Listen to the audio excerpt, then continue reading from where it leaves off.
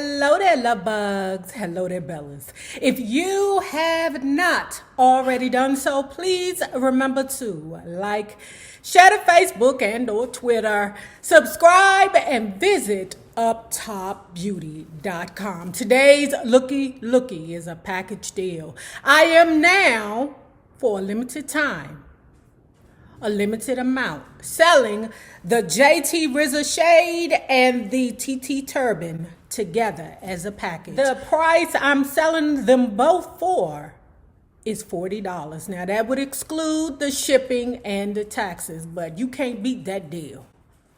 And if you are not already a part of this book club, please hit the Patreon link below and or the join button here on the YouTube. And for a small monthly fee of $5, you babies, look at that thing. Yes, you can be privy to all the shenanigans before the YouTube gets it, if the YouTube gets it. Now, let's continue talking about the lost supreme, the life of a dream girl, Florence. Just days after signing her settlement with Motown, Flo married Tommy Chapman, who'd replaced Roger Pearson in her affections the year before.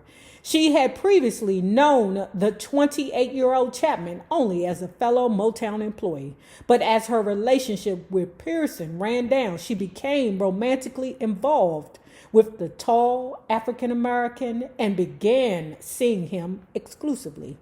I don't know why he appealed to me, Flo said of Tommy, and others have asked the same question. According to a woman who worked as a housekeeper for Flo and Tommy, their relationship had a violent side on at least one occasion. She said that once she found Flo lying on the floor with bruises on her leg.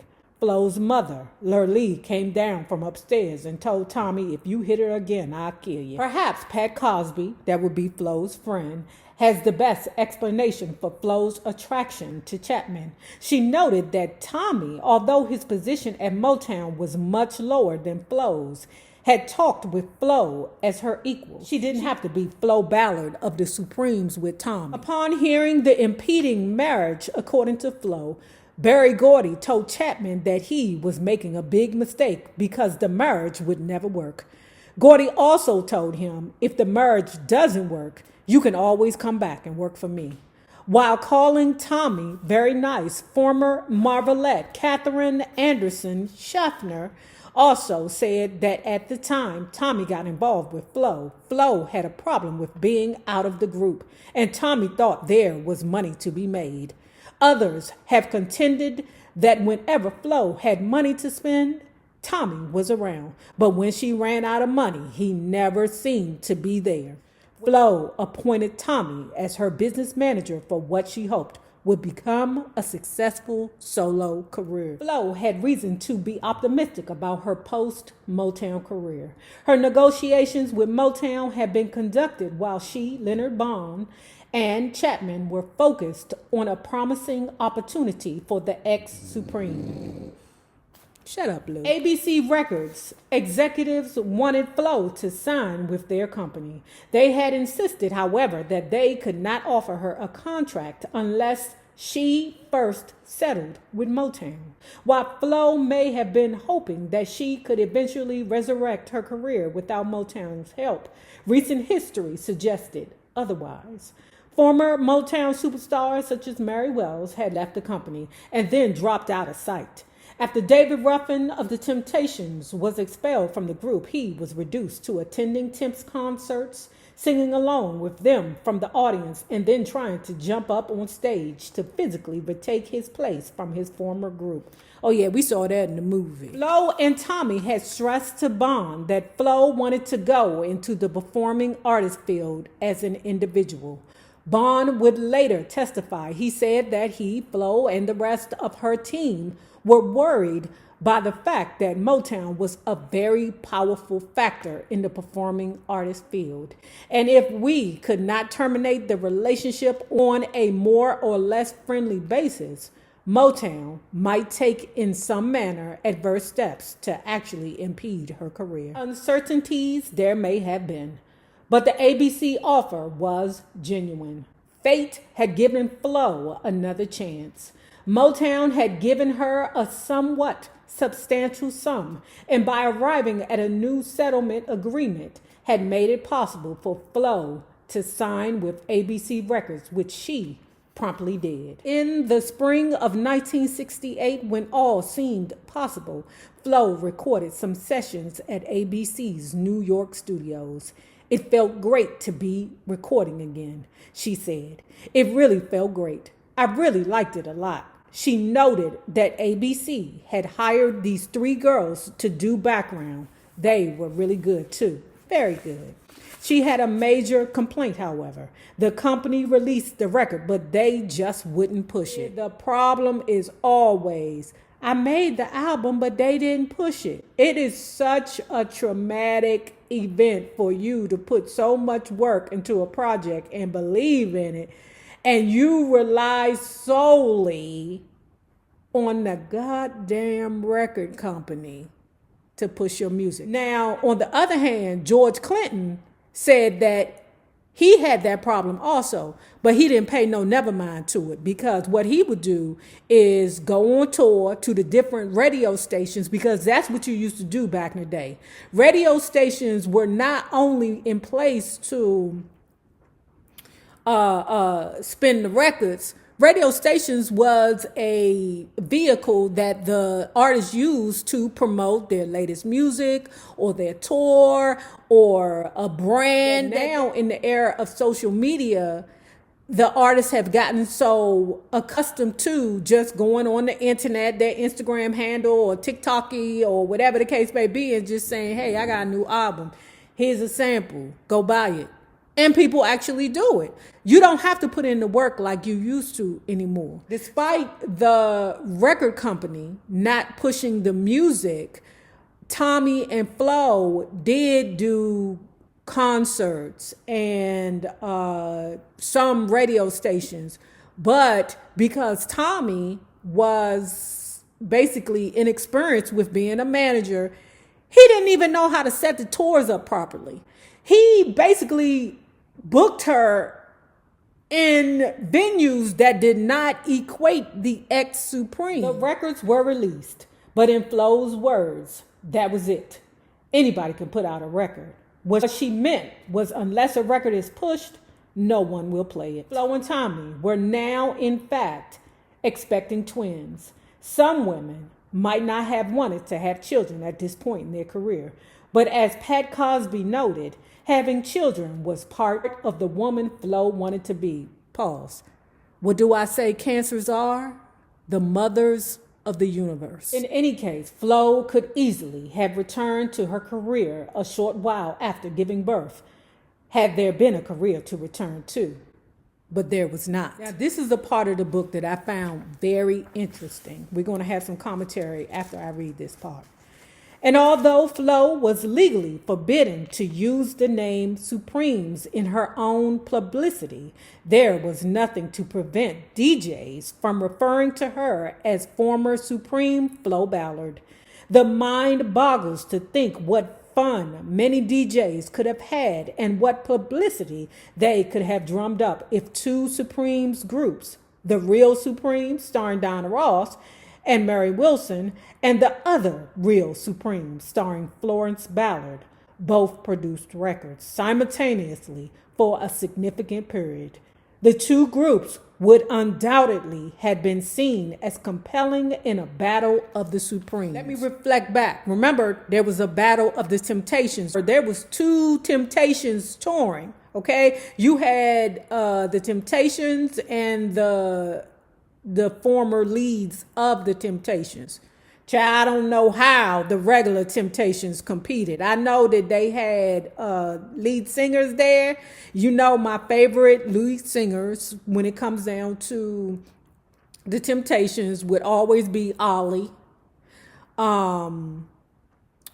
David Ruffin, and Dennis Edwards. I know it was a couple of other ones because, you know, Otis has issues with firing motherfuckers. That's what he do. He fire them.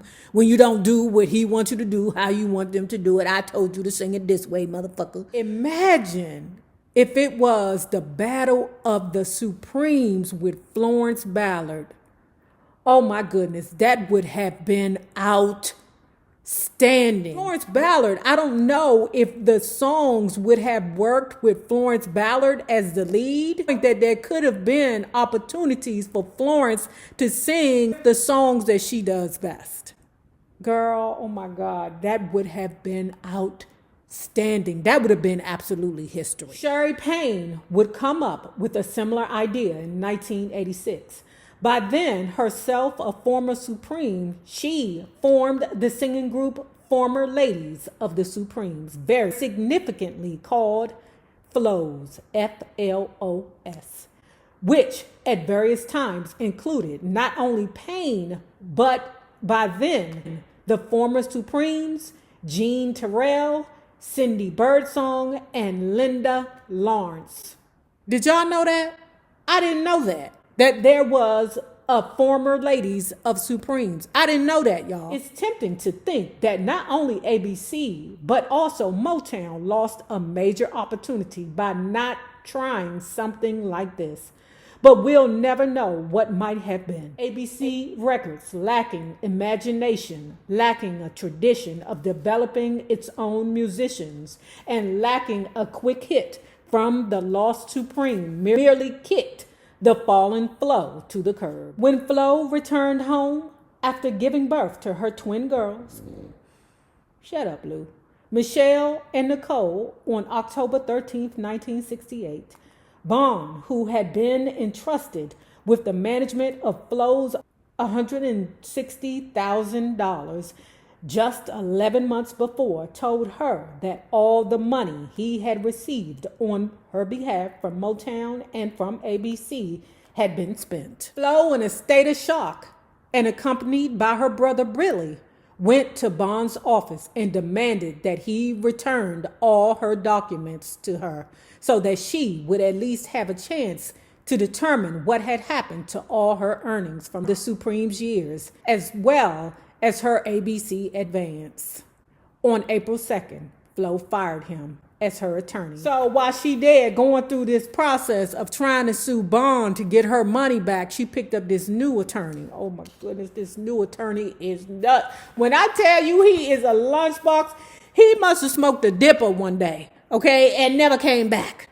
All right? This dude's name was Attorney Gerald Dent. In addition to working on Flo's case against Leonard Bond, her new attorney, Gerald Dent, filed a suit on her behalf against Motown, as well as Gordy, Ross, Wilson, and Birdsong on February 1st, 1971. Flo wasn't the only former Motown friend to turn foe.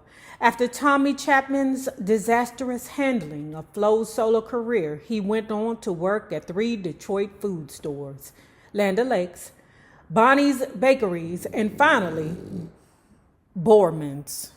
Shut up, Lou. That was a good job. He worked there for a while, Flo said of his Borman's employment. But a new opportunity in music business opened up in 1971. Tommy obtained a job at Invictus Records, a company set up by Motown's best songwriters, Dozier Holland, after they left Motown in the late 1960s. He was supposed to travel with groups such as Chairman of the Board as a sort of road manager, Flo said. I told Tommy it was ridiculous to go to Invictus because he was making more money at Borman's, Flo said. Invictus was paying him maybe $185 every 2 weeks, which is nothing, and he was making close to $200 a week at Borman's.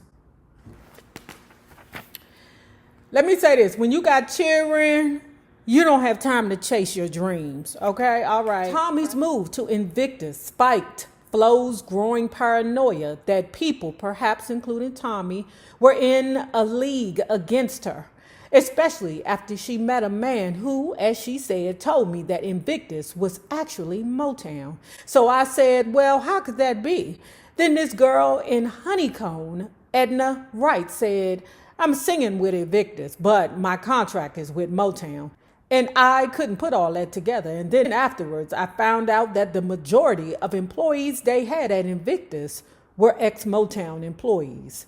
Flo was wrong about Invictus being part of Motown. So right here snoring in my face, I want to smack him around. Closing in on 30 years old, Flo had been an ex-Supreme for 5 years now. She continued to fight for what she felt was due her. But the battle was taking a terrible toll mentally, physically, and financially. And with the birth of her third child, Lisa, on July 15th, 1972, her responsibilities increased. On April 3rd, 1973, less than 18 months after the dismissal of Flo's suit against Motown, a tragic incident would shock Flo and alter her legal team. Her attorney, Gerald Dent, was taking part in a hearing on a case unrelated to Flo's when he received 2 phone calls that seemed to disturb him. The contents of these calls were never revealed, but shortly thereafter, Dent pulled a snub-nosed .38 revolver out of his briefcase. What he intended to do with it was not clear. Some have speculated that he was planning to display the revolver to demonstrate something having to do with the case.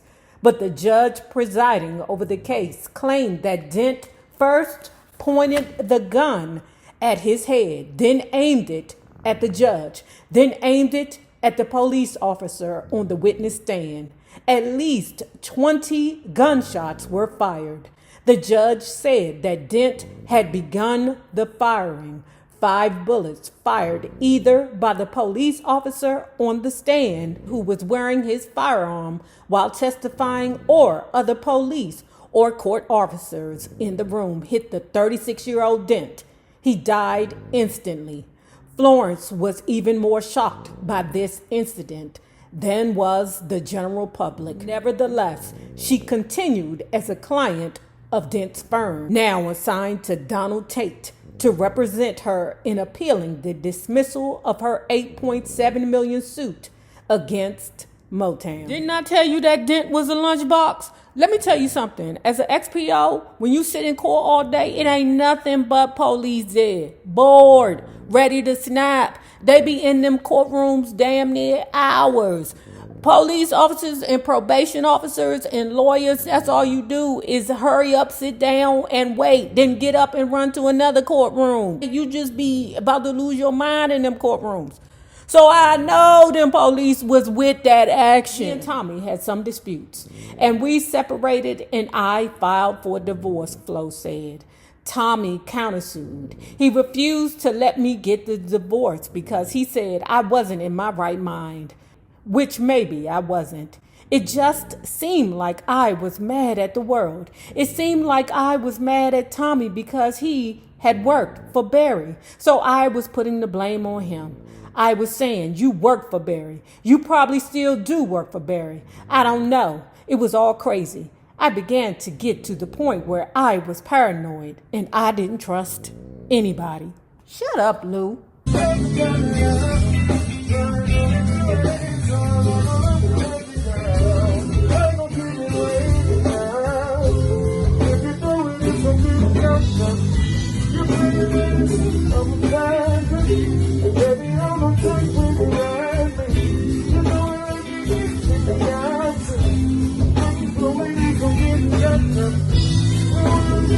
you.